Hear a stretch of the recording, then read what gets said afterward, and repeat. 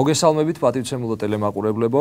არასამთავრობო ორგანიზაცია ჟურნალისტთა ქსელი გენდერული თანასწორობისათვის წარმოგიდგენთ გადაცემას მართლმსაჯულება. დღევანდელი გადაცემის თემას წარმოადგენს მემკვიდრეობა, ხოლო ჩვენი დღევანდელი გადაცემის სტუმარია თბილისის საქალაქო სასამართლოს სამოქალაქო საქმეთა კოლეგიის მოსამართლე ქალბატონი ეკა ზარნაძე. მოგესალმებით ქალბატონო ეკა და სასიამოვნოა თქვენი სტუმრობა ჩვენს გადაცემაში და თუ შეიძლება განვიხილოთ ეს თემა მემკვიდრეობა და პირველი კითხვა იქნება ასეთი, ესე იგი რას ნიშნავს ზოგადად მემკვიდრეობა და რა სახის არსებობს მემკვიდრეობა?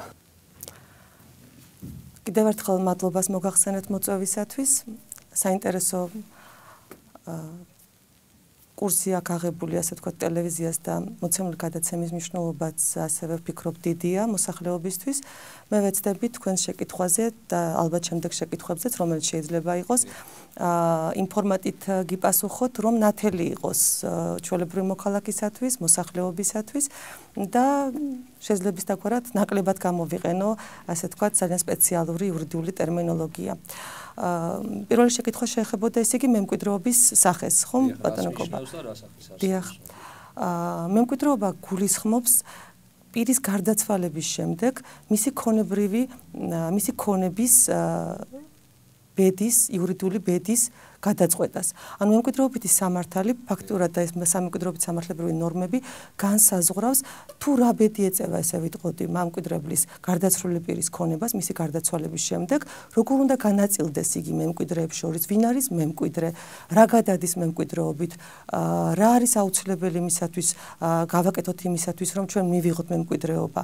მემკვიდრეობა გვაქვს ჩვენ ორი სახის, ეს არის კანონის მიერ მემკვიდრეობა და გვაქვს ანდერძის მიერ მემკვიდრეობა. თუ კი პირმა თავისი ცოცხლეში დაწერა ანდერძი, ასეთ შემთხვევაში ისმის საკითხი ანდერძის მიერ მემკვიდრეობის შესახებ, ანუ გადაწყვიტა თავისი ქონების ბედი თვითონ ანდერძით, ანდერძს თავისი ფორმა აქვს და მოგახსენებთ ამის თაობაზე და განუმარტავ ჩვენ მოსახლეობას რას გულისხმობს იგი, ხოლო თუ ანდერძი არ აქვს დაწერილი, მაშინ ისმის საკითხი კანონის მიერ მემკვიდრეობის შესახებ, ანუ კანონი განსაზღვრავს იმ პირთა წრეს, თუ ვის გადაეცემა ქონება. ასევე განსაზღვრავს ქონების განაწილების წესს მემკვიდრეებს შორის. ამდენად პირველის არსებობა გამორიცხავს მეორეს, თუმცა არ არის გამორიცხული, რომ მოქალაქემ შეადგინოს ანდერძი, რომელიც ეხება მხოლოდ ქონების ნაწილს. შესაბამისად, ქონების იმ ნაწილზე, რომელიც არ არის გათვალისწინებული ანდერძში, გავრცელდება კანონის მიერ მემკვიდრეობის რეჟიმი.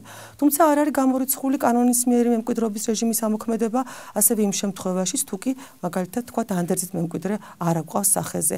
ან შესაძლებელია მართლაც ანდერძმა დაკარგოს უკვე ძალა, მიუხედავად იმისა, რომ შეადგინა მემკვიდრებელმა მისი გარდაცვალების შემდეგ ანდერძმა დაკარგოს ძალა, ან ანდერძი გამოცხადდეს ბათილად. ეს უკვე იწვევს კანონის მიერ მემკვიდრეობის, ასე ვთქვათ, რეჟიმის ამოქმედებას. მე კიდევ ერთხელ მინდა განმარტო, რომ კანონის მიერ რეჟიმი განსხვავდება, რა თქმა უნდა, ანდერძის მიერ რეჟიმის სუბიექტური თვალსაზრისითაც და რაც შეეხება უკვე ქონების კუთხით, მთავარი რა არის? მთავარი ის არის, რომ ორივე აწესრიგებს იმ ქონების სამართლებრივ ბედს, რომელი ქონებაც მემკვიდრებელს აქვს გარდაცვალების ქონდა, უпростоრად გარდაცვალების მომენტში. ანუ სამკვიდრო მასას შეეხება იგი. შეიძლება თქვენი შემდეგი შეკითხვა ამ საკითხზე, მაგრამ მე მინდა აქვე აღვნიშნო, რომ ანუ მემკვიდრეობით გადადის სამკვიდრო მასა. სამკვიდრო მასა არის ის უფლებები და ის მოვალეობები, რომელიც მემკვიდრებელს ქონდა გარდაცვალების მომენტში. რამდენჯერმე ვახსენე ტერმინი ქონების ბედს და არ მინდა მოვიაზროთ ისე თითქოს ქონებაში მხოლოდ მემკვიდრეობით გადადიდეს მხოლოდ სიკეთე. ამ შემთხვევაში ჩვენ გულისხმობთ სამკვიდრო ქონებას, ანუ სამკვიდრო მასას, რაც თავის თავში მოიაზრებს როგორც უფლებებს, ანუ სიკეთეს, ესე ვიტყოდი, ასევე მოიაზრებს მოვალეობებსაც.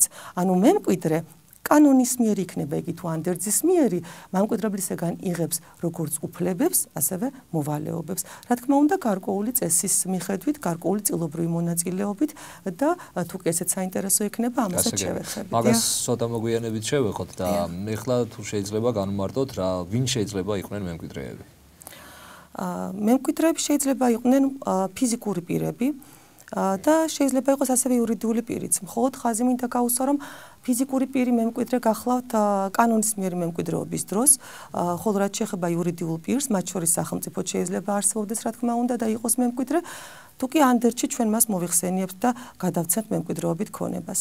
Რა თქმა უნდა, სახელმწიფო გვყავს ასევე იმ შემთხვევაში სუბიექტი მემკვიდრეობით ურთიერთობისა, როდესაც უმკვიდრო ქონების საკითხი ისმის, ანუ თუ საერთოდ არ გვყავს მემკვიდრეები. მინდა გამოვყო, რომ ანდერძის მიერი მემკვიდრეების წრე ერთგვარად განსხვავდება კანონის მიერ მემკვიდრეთა წრისაგან. კერძოდ რას გულისხმობთ? კანონის მიერი მემკვიდრე არის ნებისმიერი ფიზიკური პირი, ანუ ადამიანი, რომელიც ცოცხალია, ასე ვთქვათ, გარდაცვალების მომენტში, მემკვიდრების გარდაცვალების მომენტში. და ასევე მემკვიდრე შეიძლება იყოს შვილი, რომელიც ჩაისახა მემკვიდრების გარდაცვალებამდე და დაიბადება მისი გარდაცვალების შემდეგ. რაც შეეხება ანდერძის მემკვიდრეობას, ანდერძის მემკვიდრეობით დროს ყავს უკვე ასევე ნებისმიერი პირი, რომელსაც გავითვალისწინებთ ჩვენ ანდერძში, მაგრამ განსხვავება მასში მდგომარეობს, რომ ანდერძით მემკვიდრე ჩანასახი არის არა მხოლოდ შვილი, არამედ ნებისმიერი ადამიანის შვილი, მთავარია იგი ჩასახული იყოს გარდაცვალებამდე და დაიბადოს გარდაცვალების შემდეგ. მე კიდევ ყურადღებას გავამახვილებდი თქვენსას ერთ გარემოებაზე, რომ კანონით მემკვიდრე, რა თქმა უნდა, მხოლოდ ის ფიზიკური პირია, რომელსაც ასეთად კანონი იცნობს. ანუ კანონი იცნობს მემკვიდრეთა რიგებს, მოგეხსენებათ და თუ კი ფიზიკური პირი აი ამ მემკვიდრეთა რიგებს შორის არის ერთ-ერთი, ანუ ნათესაურ წრეში შედის, ასეთ შემთხვევაში იგი იღებს მემკვიდრეობას.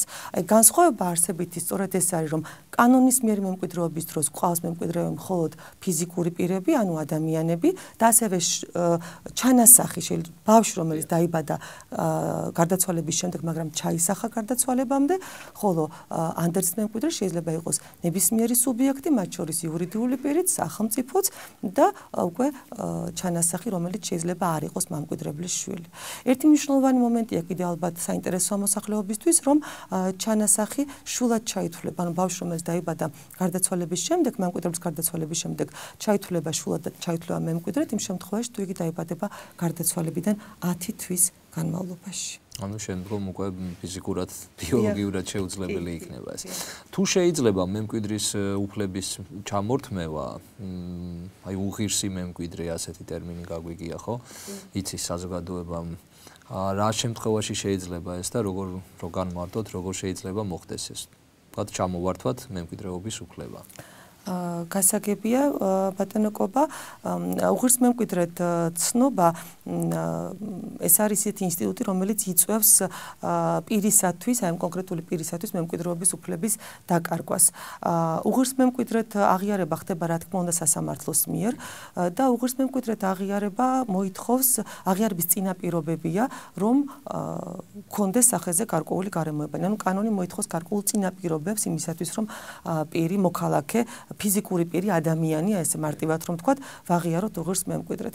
ამისათვის სახეზე უნდა კონდეს მის მიერ მაგალითად ისეთი დანაშაულის ჩადენა, რომლითაც მართსაწინააღმდეგო ქმედების ჩადენა, რომლითაც ხელი შეუწყო თავისი თავის მოწვევას მაგალითად მემკვიდრედან, თავისი წილი მემკვიდრის, თავისი წილი სამკვიდროს გაზრდას, ან ჩაიდინა იმის უღირსი საქციელი, რითაც ხელს უშლიდა, ანუ ჩაიდინა ისეთი ქმედება, განზრახული ქონდა მას ისეთი ქმედება, ანუ განზრახანახორციელების ქმედება, რომლითაც მან ხელი შეუწყო თავის მოწვევას და მემკვიდრედ. ანუ ეს უნდა იყოს მიმართული მისი ქმედება მემკვიდრებლის საწინააღმდეგოდ. დიახ, მემკვიდრებლის ნების საწინააღმდეგოდ. ანუ ხელს უნდა უშლიდეს იგი მემკვიდრებელს თავისი ნების გამოხატვაში. აი ასეთ შემთხვევაში კანონი იცნობს სწორედ მის აღიარებას უღირს მემკვიდრედ, მაგრამ საინტერესო გარემოება ერთი, ფიქრობ მოსახლეობას დააინტერესებს, რომ უღირს მემკვიდრედ აღიარების საკითხი ხანდაზმულობას ექვემდებარება, ანუ 5 წლის განმავლობაში შეიძლება დაისვას ეს საკითხი სასამართლოში იმ მომენტიდან, ესე იგი, აქ 5 წელი არის ხანდაზმულობა გათვალისწინებული, თანაც კიდევ საინტერესოა ის, რომ უღირს მემკვიდრედ აღიარება ნებისმიერ პირს არ შეუძლია სასამართლოს წინაშე დააყენოს ესეთი სარჩელი ამგვარი მოთხოვნა. უღირს მემკვიდრედ აღიარება შეიძლება მხოლოდ იმ პირმა დააყენოს სასამართლოს წინაშე, ვისთვისაც გამოიწვევს ეს გარკვეულ ქონებრივ შედეგებს. ანუ თუ გამოცხადდება კონკრეტული პირი უღირს მემკვიდრედ, სარჩელის აღუძრელი პირისათვის იგი გარკვეულ ქონებრივ შედეგებს უნდა იწვევდეს. ანუ ქონებრივი ინტერესი უნდა ჰქონდეს მას.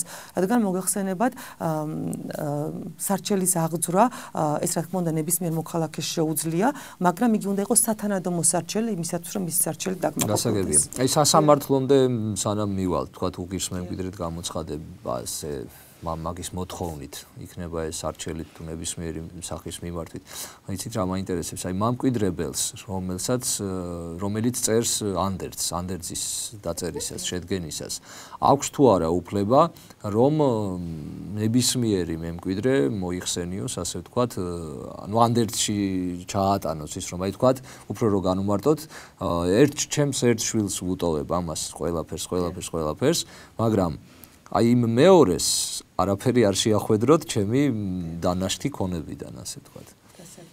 თუ შეიძლება აღინიშნოს ეს და მისი გარდაცვალების შემდეგ რომ სასამართლომდე აღარ მივიდეთ. ესეთის დაფიქსირების უფლება თუ აქვს. კი, გასაგებია. დიახ ბატონო კობა, კანონიდან გამომდინარე მოანდერძეს შეუძლია ჩამოართვას მემკვიდრეობა ერთ ან რამდენიმე მემკვიდრეს ანდერძით და თავისი ნება ამ ფორმით გამოხატოს. მემკვიდრებელი გახლავთ როგორც წესი მესაკუთრე ქონებისა, იმიტომ თუ არ არის მესაკუთრე თავისთავად არც ქონება არ გადადის მემკვიდრეობით და საკუთრების უფლება აღიარებულია დაცულია კანონით, ასე ვთქვათ, ისევე როგორც მემკვიდრებლის თავისი ქონების მიმართ და მას სრული უფლება აქვს, რომ ანდერძში ამგვარი დანაწესი გაითვალისწინოს. ჩამოართვას სიგი წილი თავის მემკვიდრეს და მიუთითოს, რომ არ სურს კონკრეტულმა პირმა მიიღოს მემკვიდრეობა. აქვე ერთ გარემოებაზე გავამახვილებდი ყურადღებას, რომ შესაძლებელია ჩვენ თქვენ ბრძანეთ წინა შეკითხვა შეხებოდა უღირს მემკვიდრე ცნობას და უღირს მემკვიდრე ცნობის გარდა კანონი ითვალისწინებს კიდევ მემკვიდრეობის ჩამორთმევის კანონის მიერ საფუძველს. ეს არის ისეთი საფუძველი ეხება ძირითადად უფრო საოჯახო ურთიერთობიდან გამომდინარეობს, თუ კი მემკვიდრეს, მაგალითად მშობელია მემკვიდრე ან შვილია, ჰქონდა ვალდებულება ერჩინა მემკვიდრებელი და იგი ამას არ ასრულებდა და თავს არიდებდა და ეს დადგენილია, რა თქმა უნდა, და დასტურებულია, მას ერთმევა მემკვიდრეობის უფლება. აი ესეთ შემთხვევაში, თუ კი მემკვიდრებელი მას გაითვალისწინებს ანდერძში, ყოველგვარი პატიებაზე მითითების გარეშე, იგი მემკვიდრეობას მაინც მიიღებს. და ასევე შეიძლება მიიღოს მემკვიდრეობა უღირსმა მემკვიდრემაც, თუ კი ანდერძში მემკვიდრებელი გამოხატავს, მკვეთრად დააფიქსირებს, აშკარა ფორმით გამოხატავს ნებას აპატიოს ის ქმედება, რომელიც შეიძლება დაკვალიფიცირდეს როგორც საბოლოო საფუძველი გარემოება უღირს მემკვიდრედ ცნობისა. ამ კუთხით მინდა ყურადღება გავამახვილე, რადგან და მინდოდა გავამახვილებინა იმ თვალსაზრისით, რომ ანდერძი არა მარტო შეგვიძლია ჩვენ ჩამოვართვათ მემკვიდრეობის უფლება, ასევე ვაპატიოთ კიდევაც ისეთი ქმედება, რომელიც პატიების გარეშე იწვევს უღირს მემკვიდრე ცნობას და მემკვიდრეობის უფლების ჩამორთმევას. აი სწორედ განსხვავება ეს არის, რომ უღირს მემკვიდრე ცნობის შემთხვევაში აშკარა ფორმით პატიებაა საჭირო ანდერძში, ხოლო თუ არის ეგრეთ წოდებული კანონის მიერი საფუძველი მემკვიდრეობის უფლების ჩამორთმევის, ანუ მემკვიდრეს ჰქონდა ვალდებულება ერჩინა მემკვიდრებელი და თავს არიდებდა ამას, არ არჩენდა, ასეთ შემთხვევაში მხოლოდ გათვალისწინება ანდერძში მისი მემკვიდრედ საკმარისია, რომ მან მემკვიდრეობა მიიღოს. გასაგებია. ესე იგი ჩვენ მიმოვიხილეთ, ასე ვთქვათ, კანონით მემკვიდრეობა და ანდერძით მემკვიდრეობა, ანუ განვმარტეთ. იცით რა მაინტერესებს, თუ არ ყავს მემკვიდრე ადამიანს და არც ანდერძი დაუწერია. ანუ მისი ქონება ეკუთვნის უმკვიდროა, ასე ვთქვათ, ქონება. აი დეითალმანი ქონება ეს ტერმინი. აი ამ შემთხვევაში რა ხდება? თუ კი ქონება, თუ კი ადამიანს არ ყავს მემკვიდრე, სხვათა შორის ეს შეიძლება ასე ვთქვათ, მემკვიდრის არარსებობა გამოწვეული იყოს, თუნდაც იმით, რომ მემკვიდრე შეიძლება არსებობს, მაგრამ იგი უღირს მემკვიდრედ გამოცხადდა, მაგალითად. ან საერთოდ არ ან საერთოდ კი ბატონო არც არსებობს ეს ან არც დაწერა ანდერძი და არც კანონით მემკვიდრეთა რიგებიდან ათესავი არ ყავს. ასეთ შემთხვევაში, როგორც თქვენ ბრძანეთ, ესე იგი სახელზე გვაქვს უმკვიდრო ქონება, ხდება მისი აღიარება, ამ ქონების აღიარება, ეგრეთ წოდებულ ეს ლიტერატურული ტერმინია, ასე ვთქვათ, დეითალმანი ქონება, შეიძლება საზოგადოებაში ეს ტერმინი იყოს კიდევაც ცნობილი, უფრო ხალხური ტერმინია ეს, ისტორიულად არ გამოიყენებოდა ასე ვთქვათ ეს ტერმინი, უმკვიდრო ქონებად აღიარება ხდება და სამართლებრივი რეჟიმი უკვე გულისხმობს, რომ იგი გადადის სახელმწიფოზე. ანუ მემკვიდრე გახლავთ უკვე სახელმწიფო. ქონების მესაკუთრე ხდება უკვე სახელმწიფო. და შესაბამისად, როგორც ქონების, ასევე მოვალეობების კუთხითაც უფლება მონაცვლი არის უკვე სახელმწიფო მემკვიდრებლის. გასაგები. თქვათ, გადავიდა ქონება სახელმწიფოზე. და რაღაც გარკვეული პერიოდის შემდგომ გამოჩნდა მემკვიდრე, რომელიც არ ვიცოდით რომ არსებობდა. ხო შეიძლება მოხდეს ესეთიც. თუნდაც შვილი ყავდა, რომელიც აღიარებული იყო გარდაცვლილად, ან ნებისმიერი სახით არ აქვს მნიშვნელობა. ან საიდანმე ვიღაც ნათესავი მოგვევლინა. აი ამ შემთხვევაში თუ არის რაიმე ხანდაზმულობის ვადა ამის გამოჩენისა, ან საერთოდ შეიძლება თუ არა რომ სახელმწიფოზე გადაცემული ქონება უკვე საერთოდ დაუბრუნდეს კი დაიბრუნოს და დაუბრუნდეს მემკვიდრე კანონის მიერ მემკვიდრე. დიახ, მართლა შესაძლებელია ეს არსებობდეს მოხდეს ასე თქვა თქვენს მიერ მითითებული ფაქტი. შეიძლება სხვადასხვა მიზეზების გამო ამ შემთხვევაში კანონმდებელს არ აინტერესებს ასე თქვა მიზეზები რამ გამოიწვია ეს. თუ კი მემკვიდრე გამოჩნდება, ასეთ შემთხვევაში რა თქმა უნდა იგი ქონებას მიიღებს, სახელმწიფო მას უბრუნებს ამ ქონებას, მხოლოდ და გასათვალისწინებელია ის ზოგადი დანაწესი, ასე ვთქვათ, რაც დაკავშირებულია მემკვიდრეობის მიღებასთან, იმიტომ რომ ჩვენ ვიცით, რომ სამკვიდროს მიღებას აქვს გარკვეული ვადები. ამ შემთხვევაში თუნდაც სახელმწიფო მიიღო ქონება, როგორც უმკვიდრო ქონება, ეს არ ნიშნავს, რომ იგი რაღაც უპირატეს მდგომარეობაშია სახელმწიფო, ამ პირიქით, თქვათ, ჩვენ მას ვაკნინდებთ და მეც ვთხოვთ, თუ კი გამოჩნდება მემკვიდრე. წარმოვიდგინოთ იგივე სიტუაცია, მაგალითად, იგივე ვითარება იმ გარემოების გათვალისწინებით, რომ მაგალითად ყავდა მემკვიდრებელს შვილი, რომლის თაობაზეც არ იცოდნენ ნათესავებმა და გადავიდა ქონება ეგრეთ წოდებული მეორე რიგის მემკვიდრეზე. დაზიან ძმაზე მე აღნიშნავ რომ პირველ რიგში ქონება თუ კი ანდერს დაწერილი არ არის ეკუთვნის შვილს, მშობელს, მეუღლეს. თანაბარად ასე ვთქვათ, ისინი არიან პირველი რიგის მემკვიდრეები თანაბარი წილის უფლებით და თუ ამ პირველი რიგის მემკვიდრეთაგან არ აყვავს რომელიმე ქონება გადადის მეორე რიგის მემკვიდრეზე, მაგალითად დაზიან ძმაზე. და აღმოჩნდა რომ ესე იგი არ ყავდა, არ იცოდნენ რომ არსებობს ეს შვილი, ანუ ვერ მიიღო მან სამკვიდრო და გადავიდა დაზიან ძმაზე. ამ შემთხვევაში სწორედ აი დისა და ძმისაგან ქონების მიღების უფლება აქვს თუ არა აქვს, ესე ვთქვათ, გამოჩენილ შვილს, აი ეს საკითხი დაახლოებით ისეთივე წდება, ისეთივე წესით წდება, როგორც მაგალითად თქვა სახელმწიფოსაგან უნდა მივიღოთ თუ არა ეს ქონება.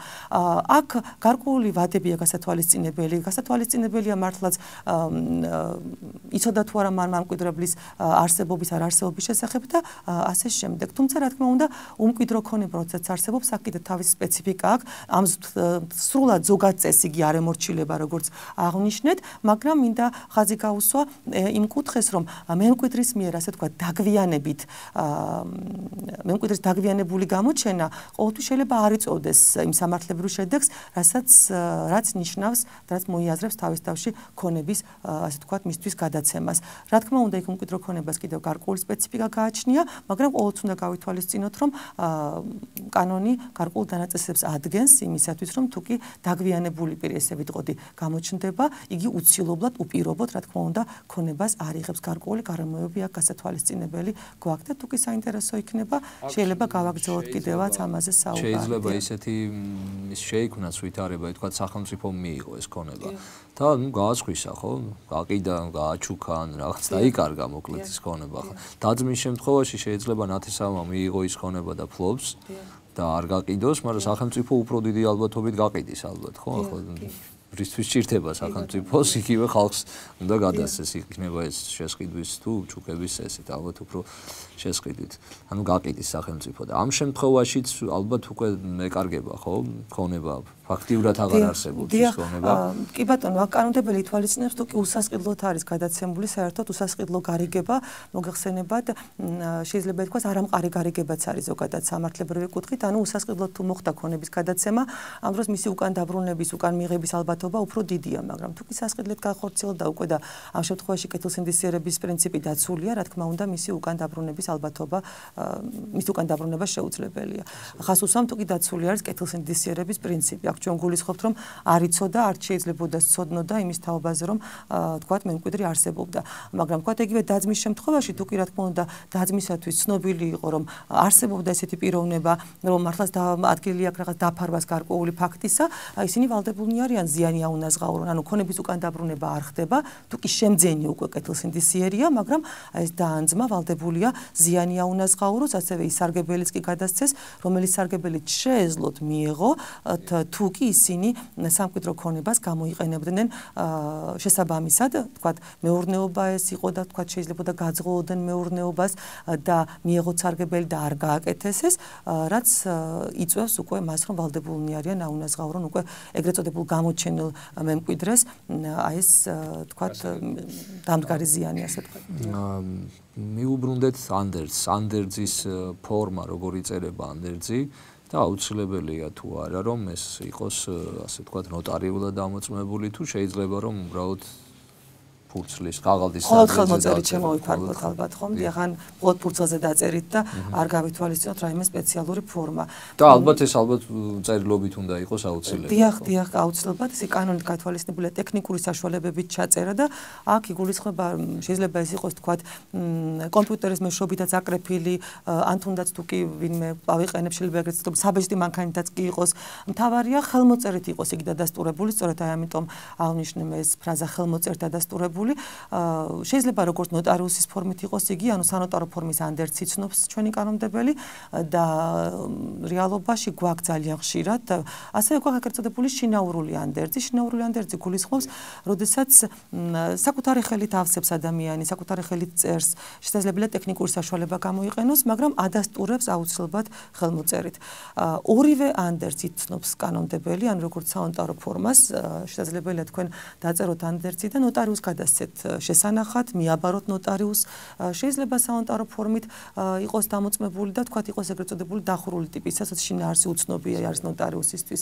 და გვაქვს რა თქმა უნდა შინაურული ანდერძი, რომელიც არ მიგვაქვს ნოტარიუსთან. უბრალოდ დავწერთ და ვინახავთ. უბრალოდ ვინახავთ, კი ბატონო, ნებისმიერ ადგილას სახლში. შეიძლება მემკვიდრემ, რომელსაც არ აწყობს ეს იპოვა და წაიკითხა, გადააგდოს და დამთავრდება. კი ბატონო, რა თქმა უნდა, ალბათობა ადამიანის ბუნებიდან გამომდინარე შეიძლება ამისი არსებობდეს, ამ მხრივ სანოტარო ანდერძით შესაძლებელია უფრო დაცულად იგრძნოს მემკვიდრებელმა თავი. აი თუ არსებობს, თუ აქვს უპირატესობა რომელიმე ანდერძს, თქვათ გვაქვს ერთი ანდერძი დაწერილი ნოტარიულად დამოწმებული და მიმის შემდგომ უფრო ახალი ანდერძი, შინაურული ანდერძი. გარდაიცვალა პიროვნება ამის შემდგომ და გვაქვს განსხვავება ამ ანდერძებში, რაღაც პუნქტებში. შესაძლებელია ამ უფრო მეტი ქონება გათვალისწინებული. ანუ ახალი ანდერძი, როგორც ვიცით, რამდენი 10-ჯერ დაწეროს, მე-10 დაწერილი ანდერძი არის უპირატესი, ხო, მაგრამ აი ამ შემთხვევაში თუ გვაქვს ნოტარიულად დამოწმებული და გვაქვს უბრალოდ შინაურული, რომელიც ასევე მტკიცდება, რომ მისი დაწერილია. მართალბრძანდებით ყოველი შემდეგი დიახ გასაგებია კანონი განმარტავს. დიახ, არა, ყოველი შემდეგი თქვენ მართალბრძანებთ, რაც უფრო გვიან არის, ესე ვიტყოდი ანდერძი დაწერილი, მით უკეთესია, ასე ვთქვათ, მარტივენაზე. ანუ უპირატესობა თუ რამდენიმე ანდერძია დაწერილი და თარიღები არის განსხვავებული, მოქმედებს ის ანდერძი, რომლის თარიღიც ახალია, ანუ რომელიც ბოლოს შეადგინა მემკვიდრებელმა, მაგრამ თუ კი ჩვენ გვაქვს განსხვავება ფორმაში, ანუ ერთი ანდერძი არის შინაურული, მეორე ანდერძი გვაქვს სანოტარო ფორმით დადასტურებული, მიუხედავად თარიღისა, მიუხედავად იმისა, რომელი უფრო ახალია, უპირატესობა ენიჭება სანოტარო ფორმით დადასტურებულ ანდერძს, სანოტარო ფორმით შედგენილ ანდერძს. თუმცა არის ხოლმე ამაზე, თქვათ, რაღაც კამაც იწვევს ხოლმე ეს ზოგჯერ მოქალაქეებში. ხო, რატომ თუ კი ბოლოს დაწერა ამით გამოხატანება, თქვათ, აი ვერ მივიდა ნოტარიუსთან, ვერ შეძლო, შეიძლება ვერ მოასწროდია. გადაადგილების ამ ფინანსური. კი ბატონო, აი ვერ შეძლო. მიუხედავად ამისა, კანონი ადგენს, რომ თავარი უპირატესობა ენიჭება სანოტარო ფორმის ანდერძს.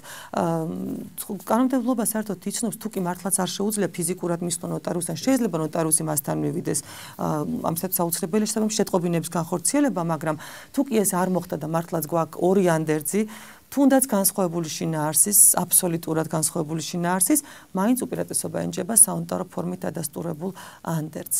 და თავად მოქალაქემ უნდა გადაწყვიტოს უკვე, რომ რომლით უფრო დაცულად იგრძნობს იგი თავის უკანასკნელ ნებას, რომელი ფორმა მისთვის უფრო მისაღებია.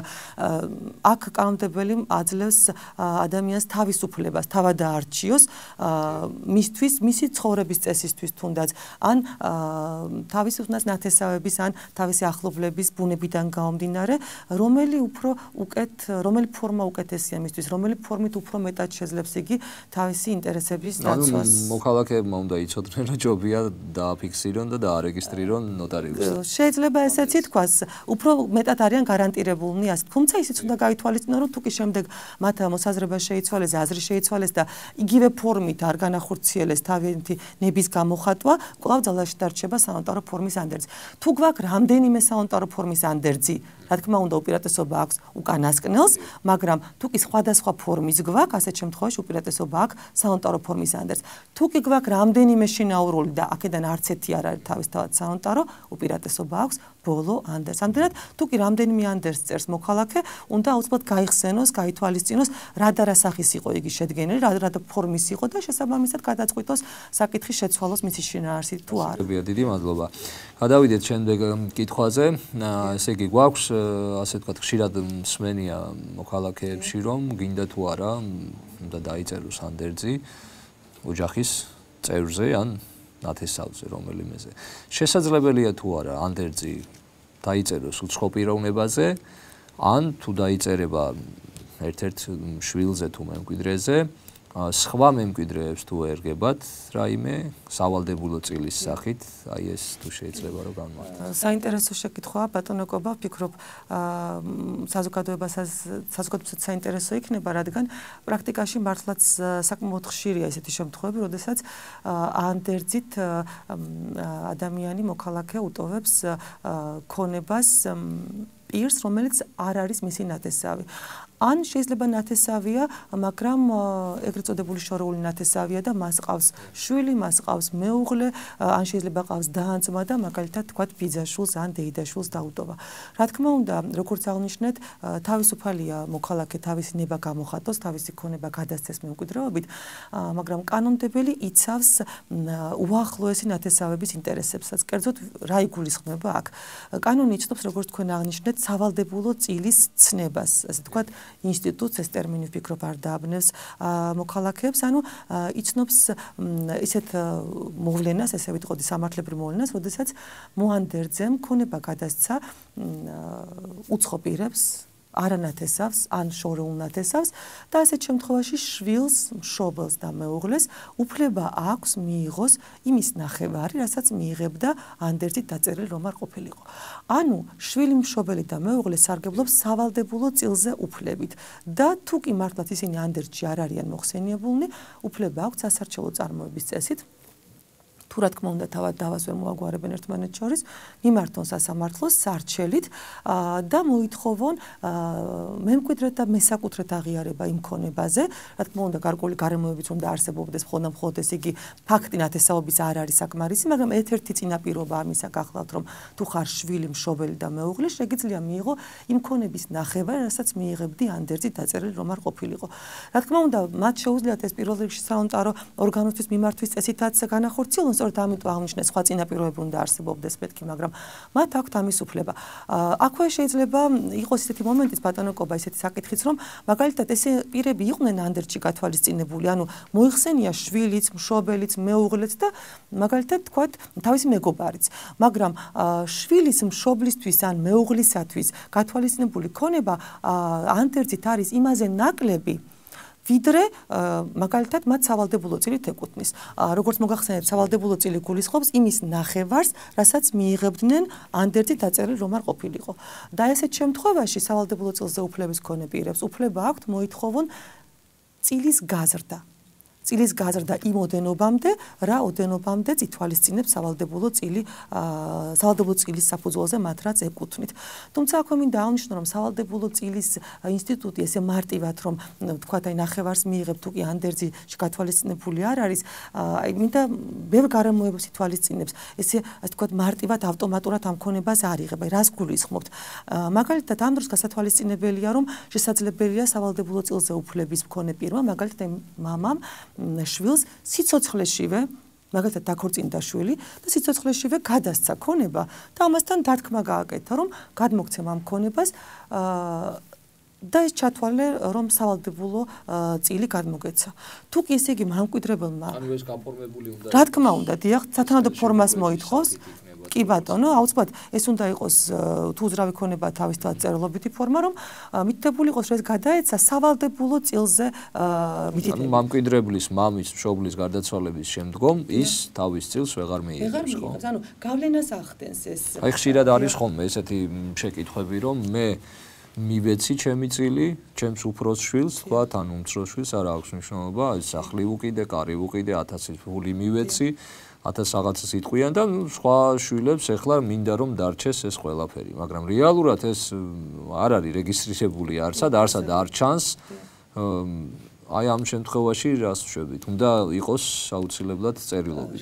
იცით რა აუცილებელია, ესე ვიტყოდი, მტკიცებულების არსებობა, ანუ დადასტურებული უნდა იყოს. თუ სინდისო არ აღმოჩნდა ის, თუ სინდისიერი აღმოჩნდა და იტყვის რომ მე მივიღე მართალი ბრძანდებით, აქაც დაკავშირებულია ეს ყველაფერი ადამიანის კეთილსინდისიერებასთან, ასე ვთქვათ, და თუ კეთილსინდისიერია პიროვნება, მან თავადვე უნდა მიუთითოს, რომ მან უკვე მიიღო ქონება მშობლისაგან და თანაც სწორედ იმაზე მითითებით რომ მას შემდეგ პრეტენზია აღარ ქონდა მემკვიდრეობაზე, მაგრამ თუ კი სამწუხაროდ ხდება ხოლმე ამას არ აქვს ადგილი და ჩვენ გვიწევს დავა სასამართლოში აუცილებელია უკვე მტკიცებულებით დადასტურება. უნდა დაამტკიცოთ ის, რომ მართლაც მემკვიდრეს მიღებული აქვს ქონება, სწორედ იმაზე დათქმით, რომ ეს ჩაითვალოს სავალდებულო წილში და რა თქმა უნდა, ასეთ შემთხვევაში უკვე მხოლოდ მოწმეთა ჩვენება ან მხოლოდ თქვენი განმარტება, მოქალაქის განმარტება, დაინტერესებული პირის განმარტება არ იქნება საკმარისი, რადგან კვეცნებაც გვეუბნება, იგი დაინტერესებული პირია და თუ მეორე მხარე მას არ აღიარებს, ამას ჭირდება მტკიცებულება,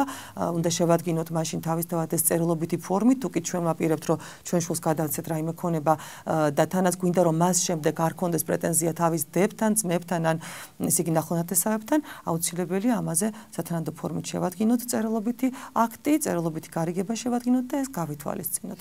ასე გები. აი მეუღლე, რომელსაც როგორც ვეძახით სამოქალაქო ქორწინებაში იმყოფება, ანუ რეგისტრირებული რომელიც არ არის. კარგი შეკითხვა ბატონო კობაც, ხო ჩვენი იურისტები მთენად უკვე ჩვენთვის ბუნებრივია, რომ ტერმინს როდესაც ვამბობთ, რომ მეუღლე ქორწინება, ჩვენთვის უკვე ნათელია, რომ სახეზე არის მხოლოდ ის გარემოება, რასაც კანონი უწოდებს ქორწინებას და ვისაც კანონი, ის პირი, ვისაც კანონი უწოდებს მეუღლეს. და სამწუხაროდ საზოგადოებამ ზოგჯერ არ იცის, რომ ტერმინი მეუღლე, ტერმინი ქორწინება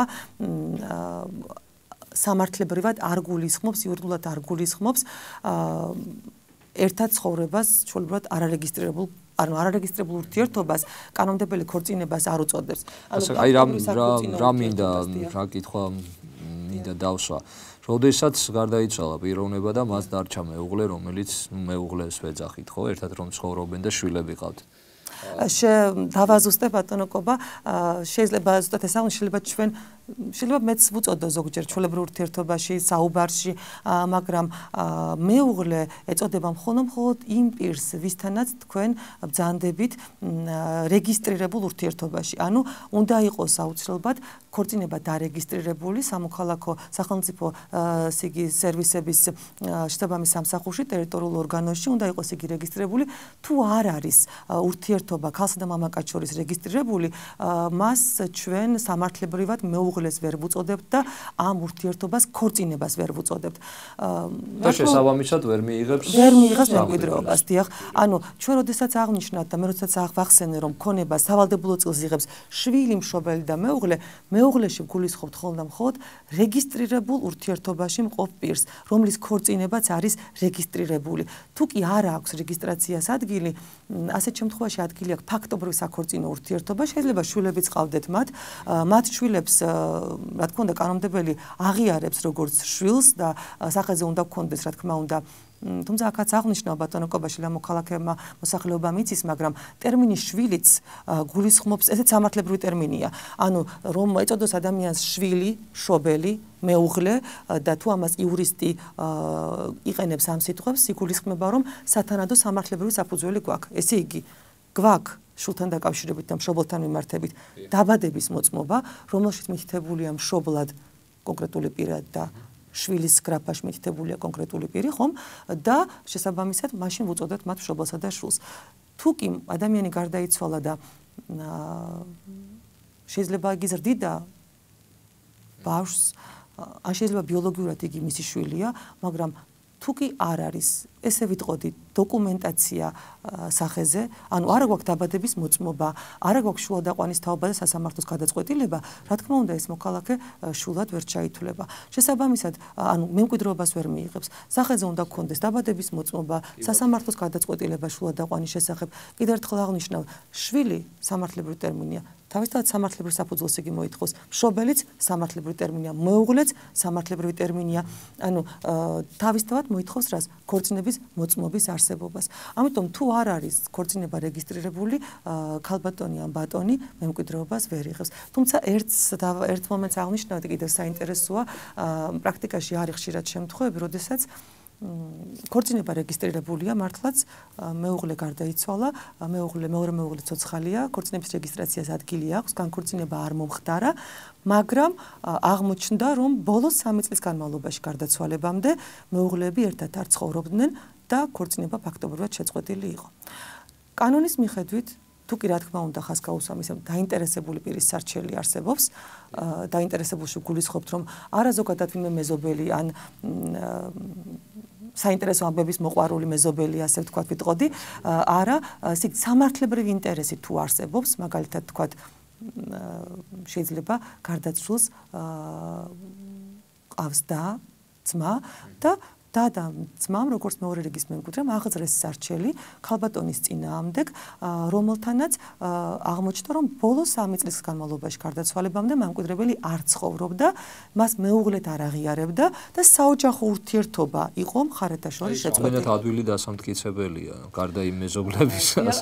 არ არის ეს ნამდვილად ადვილი დასამტკიცებელი, მაგრამ არის შემთხვევები, მაგალითად, როდესაც იმის ხელწერილივით უნდა იყოს, რომ მე ამ ადამიანთან უკვე ამდენი წელი აღარ ცხოვრობ. ნამდვილად რთულია გეთახავით, მაგრამ არის შემთხვევები, როდესაც ბატონი არ არის, ხალბატონი განქორწინებული და მაგალითად არის ცხოვრობს უკვე სხვა ხალბატონთან, ან სხვა ბატონთან და მართლაც ყავს მასთან შვილი, მაგალითად ჯვარი აქვს დაწერილი, ან შეიძლება სხვა რელიგიური წესით არის იგი მასთან დაქორწინებული და ასეთ შემთხვევაში ერთობლიობა მტკიცებულებისა, როგორ შეფასდება სასამართლოს მიერ, მართლაც თუ კი აღმოჩნდა, რომ თქვათ მეორე ქალბატონთან მამაკაცად უკვე იქნება საუბარი, მაგალითად მეორე ქალბატონთან მას ყავს უკვე შვილი, აი ამ ბოლოს 3 წლის განმავლობაში.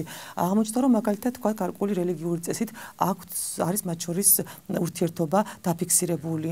არსებობს მაგალითად გარკვეული მიმოწერა თუნდაც რომელსაც დასტურდება, რომ მართლაც აღიარებდა ამ ქალბატონს თავისი ოჯახის წევრად და თქვათ დასტურდება, რომ ის ქალბატონი, ვისთანაც იგი რეგისტრირებულ ურთიერთობაში, ვისთანაც რეგისტრირებულია, საერთოდ საქართველოში არ ცხოვრობს უკვე თქვათ თუნდაც 10 წელია და არ არსებობს მასთან რაიმე კონტაქტი.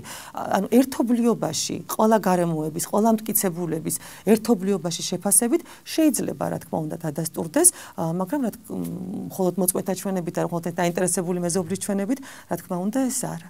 მაგრამ ხაზი მინდა გაუსვა, რომ კანონმდებელი ეს სწორედ საოჯახო ურთიერთობის თავისებურება და მემკვიდრეობით ურთიერთობის თავისებურება, რადგან იგი პირადთან არის დაკავშირებული, კანონმდებელი იმ კუთხითაც იცავს აი ამ პირად ურთიერთობებს, რომ ესეთი საინტერესო ნორმაც გვაქვს კანონმდებლობაში, რომ გასაგებია შეიძლება არ განქორწინებულ ხარ, მაგრამ თუ კი შენ აღიარებ სხვას შენ მეუღლედ და მასთან ცხოვრობ, ის არის შენთვის ერთადერთი მეუღლე და ასე ვთქვათ, აღარ აქვს კავშირი ვთქვათ პირველ მეუღლესთან, კანონმდებელი მოქალაქის პირად ცხოვრებას, მის პირად შეხედულებებს ნამდვილად პატივსცემს და აი ერთ-ერთი გამოხატულება ვფიქრობ, აი ესეც არის ეს საინტერესო ნორმა.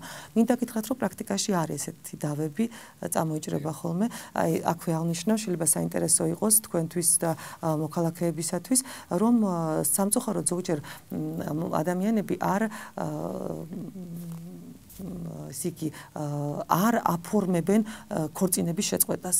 ანუ აღარ ცხოვრობენ შეიძლება თავად მეუღლესთან, სხვასთან ცხოვრობენ ფაქტობრივად, მასთან ყავს შვილი, ზრუნავს ამ მეორე ოჯახზე, მაგრამ განქორწინებაზე არ ზრუნავენ. ანუ ეს არის ძალიან მნიშვნელოვანი, რომ განქორწინებას უნდა გქონდეს ადგილი, ანუ უნდა ავიღოთ განქორწინების მოწმობა, რომ თუნდაც ჩვენს გარდაცვალების შემდეგ, ასე ვთქვათ, ჩვენ მემკვიდრეებს რაიმე პრობლემები არ შეექმნათ. ამჟამად სასამართლო თავად აგზავნის უკვე გადაწყვეტილებას განქორწინების შესახებ რეგისტრაციისათვის, მაგრამ სადღაც 4-5 წელია უკვე ეს კანონმდებლობაში შევიდა ეს ცვლილება და მანამდე თუ კი ვინმე მანამდე არის განქორწინებული სასამართლოს მიერ და არ წაიღო თავად და არ დაარეგისტრირა სასამართლოს გადაწყვეტილება განქორწინების თაობაზე, იგი კვლავ ქორწინებაში ითვლება. და აი ამ კუთხით ყურადღება უნდა მიაქციონ, რომ სწორედ აი მემკვიდრეობით სამართლებრივი თვალსაზრისით ეს პრობლემები არ დაისვას. სხვათა შორის თქვენ რომ მტკიცებულება ახსენეთ, თუ კი მაგალითად დადგინდება, რომ განქორწინებული იყო სასამართლოს მიერ, უბრალოდ არ მოხდა რეგისტრაცია. ესეც ერთ-ერთი დამადასტურებელია, რომ მართლაც შეიძლება მეორე ოჯახი არსებობდა. რამდენიმე ხნის წინ წავაწყდი ესეთ საინტერესო ფაქტს, როდესაც პიროვნებები იყვნენ ქორწინებაში, რეალურად ერთად აღარ ცხოვრობდნენ, როგორც აი ბოლოს აღნიშნეთ თქვენ და სხვა მამაკაცთან ცხოვრობს, როგორც მეუღლე. გაუჩნდა შვილი. და ეს შვილი გამოდის იმის გვარზე.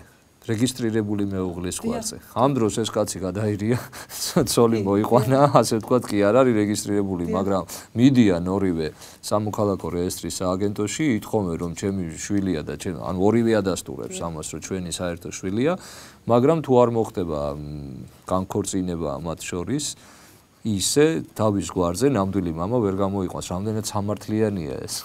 ხო შეიძლება რაღაც შენიშვნა იყოს, მიდან შეცვლილება შევიდეს კანონში ან რაღაც ისეთი ხო? მართლაც ღიმილის მომგვრელია და აი დაიკარგა ის კაცი პიროვნება, რატომ უნდა ვსდიო მე სასამართლოში ამ შემთხვევაში იმას ვეძებო თუ სარჩელის თუ განცხადების კუთხით თუ რაღაცნაირად ვამტკიცო ჩემი თუნდაც დნმ-ის ანალიზით თუ რა ვიცი. და ამ დროს კანონით ვიღაცის გვარზე გამომყავს ჩემი შვილი, ხო, სამშობიაროდან. აი აქ როგორ შეიძლება რომ მოვიქცეთ. ჩვენ კანონს უნდა ვემორჩილებოდეთ და მოსამართლეს არ აქვს უფლება, მაგალითად კანონი არ გამოიყენოს, იმიტომ რომ მას იგი უსამართლოდ მიაჩნია.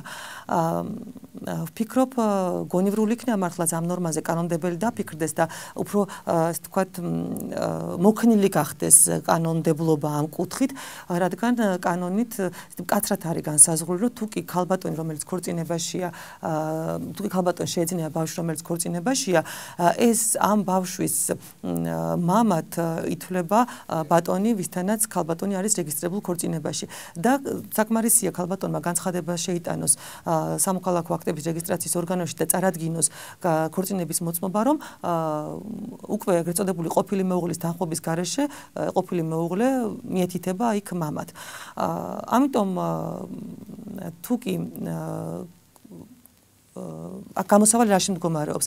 მე ვფიქრობ, რომ თავად ამ დროს აუცილებელია ერთობლივი განცხადება გააკეთონ, ანუ როდესაც ბავშვი იბადება, მართალია ქალბატონი ქორწინებაშია, მაგრამ ამ შემთხვევაში თუ კი მამას სურს ბიოლოგიურ მამას იყოს რეგისტრირებული ამ ბავშვის მამად, უნდა გამოვიყენოთ ქორწინების გარეშე დაბადებული ბავშვის რეგისტრაციის წესი. ანუ აუცილებელია განცხადება, რომელსაც ქალბატონის მოაწერს ხელს და ბატონის მოაწერს ხელს, ანუ ბიოლოგიური მამა და ამ ფორმით მიმართვა უკვე რეგისტრაციისათვის, რადგანაც და მნიშვნელოვანია კიდე თავად ქორწინებაში ვისთანაც ბრძანდება ქალბატონი, მას არ ქონდეს პრეტენზია ამ ბავშვთან დაკავშირებით. დიახ, ანუ ამ შემთხვევაში ჩვენთან სამოქალაქო კოდექსი ითვალისწინებს ნორმას, რომლის მიხედვითაც თუ კი მოქალაქეს მიაჩნია, მამაკაც მიაჩნია, რომ ბავშვი არის მისი, მას შეუძლია სადავოც გახადოს ჩანაწერი მამის შესახებ ბავშვის დაბადების მოწმობაში. სამოქალაქო კოდექსი ითვალისწინებს ამას ბატონოკობა 1190 მუხლია თუ არ ვცდები, ეს ჩვენთვის ასე თქვა შეიძლება მოქალაქეებს ეს მუხლი მნიშვნელოვანი არ იყოს, მას შეუძლია სადავოც გახადოს ეს მუხლი, ხანდაზმულობის ვადაც არის გათვალისწინებული. და ვფიქრობ, აქ უკვე ნორმის განმარტების საკითხი უნდა დადგეს, მე პირველად რაც აღნიშნე, მე ვფიქრობ, ეს უკვე ჩემი ნორმის განმარტება იყო. ანუ კანონი ადგენს განსხვავებას ქორწინებაში დაბადებული ბავშვის რეგისტრაციის წესსა და ქორწინების გარეშე დაბადებული ბავშვის რეგისტრაციის წესს შორის. ქორწინებაში დაბადებული ბავშვის რეგისტრაციისათვის საკმარისია ერთ-ერთი მშობლის განცხადება, ქორწინების მოწმობა, ქორწინებაში დაბადებული ბავშვის ქორწინების მოწმობა და აუცილებელია ისე იგი ბავშვის დაბადების დამადასტურებელი დოკუმენტი. მნიშვნელობა არ აქვს დედა მიიტანს თუ მამა მიიტანს, თავარია მიიტანოს იმ პირმა, ვინც ქორწინების მოწმობაში წერია. უკვე მშობლები ერთობლივი განცხადების გარეშეც მიეთითებიან. თუ ქორწინების გარეშე დაიბადა ბავშვი, აუცილებელია უკვე ასევე ბავშვის დაბადების დამადასტურებელი დოკუმენტი და ერთობლივი განცხადება, ანუ მამისა და დედის. ცალმხრივი განცხადებით ბავშვთა რეგისტრირება არ შეიძლება.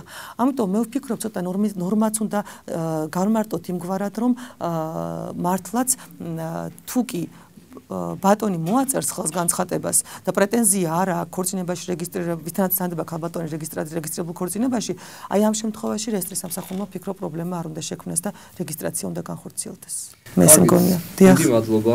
გადაცემაში სამწუხაროდ ჩვენი გადაცემის დრო ამოიწურა. კიდევ დიდხანს შეგვეძლო ალბათ გვესაუბრა, ძალიან საინტერესოდ საუბრობთ და მინდა დაგემშვიდობოთ, მადლობას მოგიხდით გადაცემაში მონაწილეობისათვის და საზოგადოებას ტელემაყურებელს შევახსენებ, რომ ჩვენი გადაცემის სტუმარი იყო თბილისის საქალაქო სასამართლოს სამოქალაქო საქმეთა კოლეგიის მოსამართლე ქალბატონი ეკა ზარნაძე. დიდი მადლობა. თქვენს მადლობთ მოწვევისთვის.